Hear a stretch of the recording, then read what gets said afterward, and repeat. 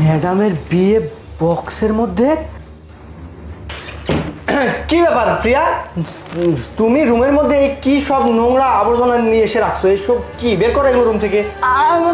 মানে এটা তো আমি অর্ডার করে কিনে নিয়ে আসছি, ময়লা আবর্জনা হবে কেন? এটা হচ্ছে ড্রেস চেঞ্জিং রুম, বুঝছো? আমার তো এখানে ওখানে যেতে হয়, এর জন্য এটা আমি কিনছি, এখানে রেখে দিছি।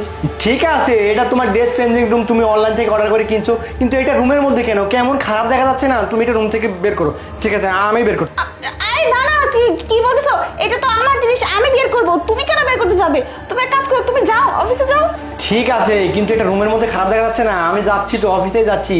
এক কাজ করো, তুমি ধরো, আমিও ধরি, এটা ঠিক করে রাখি। তুমি যখন বাইরে বের হবো তখন এটা তুমি ঠিক করো নাও। আরে কি করতেছো তুমি? আমি তোমাকে বললাম যে আমি ঠিক করবো না, তুমি আসলে আমার কোনো কথা শোনো। তোমার দেরি হয়ে যাচ্ছে না, যাও তুমি, আমি ঠিক করে রাখবো বলতেছি। ঠিক আছে তো, শোনো, কালকে তো আমরা এক জায়গায় ঘুরতে যাবো,